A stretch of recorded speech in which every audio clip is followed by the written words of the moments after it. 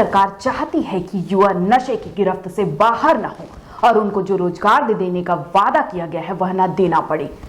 दूसरा, भूपेश बघेल बहरूपिया चरित्र के नेता हैं और ऐसे नेता कांग्रेस में ही हो सकते हैं।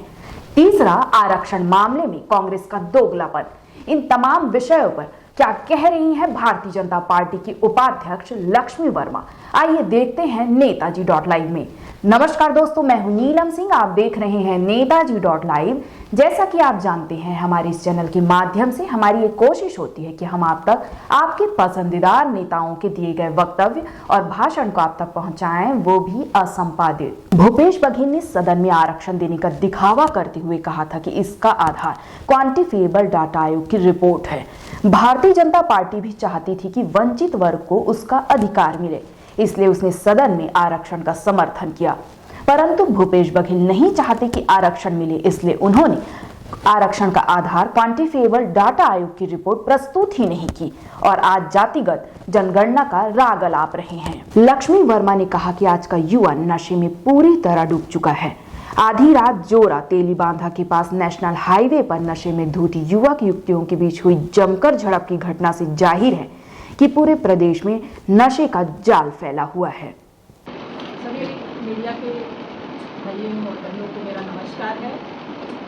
आज छत्तीसगढ़ जो कि पूरी तरह से नशे में डूब चुका है। कल रात की एक घटना है, तेलीबांधा में आधी रात को युवक और युवतियों के बीच झड़प हुई। इसका मतलब यह है कि पूरे प्रदेश में, और वो नशे की हालत में थे, तो पूरे प्रदेश में नशा जो है वो फैला हुआ है और 24 घंटा नशा उपलब्ध है। आज अगर हम देखते हैं तो शहर से लेके गांव तक के चारों ओर नशा व्यापक पैमाने में मिल रहा है। अवैध शराब का कारोबार गांव-गांव में फल फूल रहा है। पिछले दिनों आप लोगों ने देखा है कि सिमगा में एक ढाबा में अवैध शराब जो है वो बना के लेबलिंग करके वहाँ पे लगे हुए जो वैध शराब दुकान है वहाँ पे बेचा जा रहा था। तो क्या ये सरकार की संज्ञान में नहीं था? कहीं न कहीं जिस प्रकार से सरकार के द्वारा अवैध शराब के साथ मिलाकर यहाँ 800 टेबल में बेचा गया जा रहा है और इससे 2000 करोड़ का जो सरकार ने घोटाला किया है वो आम जनता के बीच में है। छत्तीसगढ़ की जनता जब वो डाटा को प्रस्तुत करेंगे तो उनसे जवाब मांगेगी। वादे उन्होंने बहुत किए।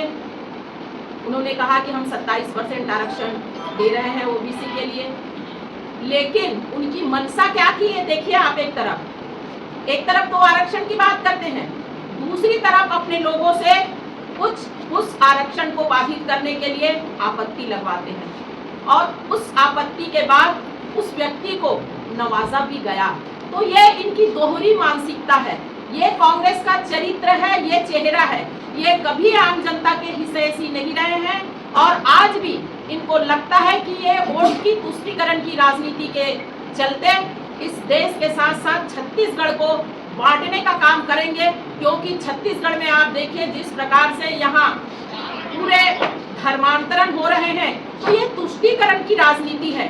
अब छत्तीसगढ़ के लोग समझ चुके हैं कि ये कांग्रेस के लोग तुष्टीकरण की राजनीति से बाज नहीं आने वाले हैं और इनका असली चरित्र चेहरा छत्तीसगढ़ के जनता के सामने आ चुका है। खासकर महिला बहनें जो इनके जो व्यवहार है, इनके जो एक कहना चाहिए शासन प्रशासन के जो लोग हैं, लगातार इस छत्तीसगढ़ में अनाचार अत्याचार की घटना को प्रश्रय दे रहे हैं। इस संबंध में अगर मैं कुछ थोड़ा बात भी रखना चाहूंगी। अभी घटना ये घटी है हमारे लगा हुआ यहाँ से तरपोंगी गांव है धरसीमा विकास खंड का।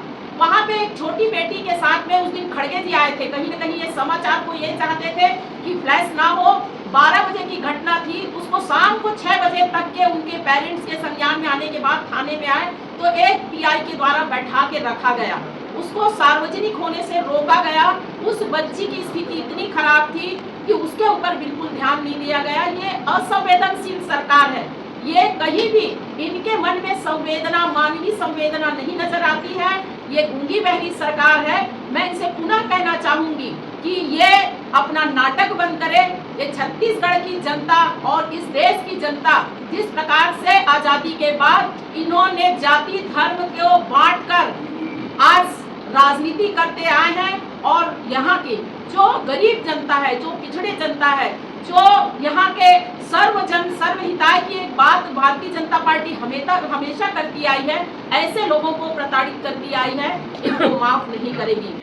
कि पीएससी घोटाला किस तरह से छत्तीसगढ़ की सरकार में जो उनके अधिकारी कर्मचारी हैं, जो नेता हैं, ऐसे लोगों के परिवार से 2-2, 3-3 और उनके परिवार के और भी लोगों के यहाँ से जो सिलेक्शन हुए हैं, अभी एबीवीपी के द्वारा आंदोलन किया गया, उसमें किस तरह से बेटियों के बाल पकड़ के उनको घसीटा गया। तो क्या अपने अधिकार की बात छत्तीसगढ़ के युवा ना करें?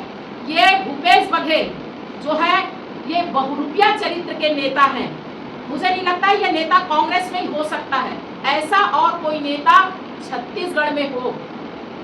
आज क्वांटिफाइबल डाटा की बात करें, ये आज छत्तीसगढ़ के साथ साथ हमारे यहाँ मैं लड़की हूँ, लड़ सकती हूँ का नारा देने वाली प्रियंका वाड्रा आई थी, उनके जितने भी इंडिया कंपनी के नेता हैं, ये 55 साल तक देश में राज किए, लेकिन इनको कभी याद नहीं आया।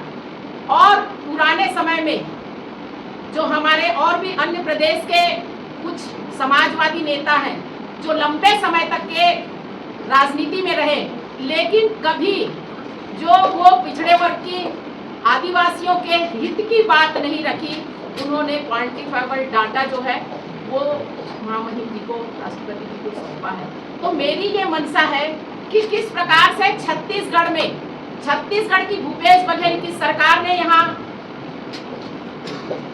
आरक्षण को लेके सदन के बीच गई और हमने बड़ी जिम्मेदारी के साथ समर्थन भी किया, लेकिन राज्यपाल के पास उन्होंने क्वांटिफाइबल डाटा ना तो सार्वजनिक किया, ना राज्यपाल जी के मांगने के बाद भी उनके समक्ष प्रस्तुत नहीं किया गया और लगातार आरोप लगाया गया। इससे स्पष्ट जाहिर होता है कि ये छत्तीसगढ़ में जो भूपेश बघेल है, जो छत्तीसगढ़ के लोगों ने लबरा सरकार के नाम में उनको निरूपित किया है, ये लबरा भूपेश बघेल क्यों क्वांटिफाइबल डाटा आज तक के सार्वजनिक नहीं किया।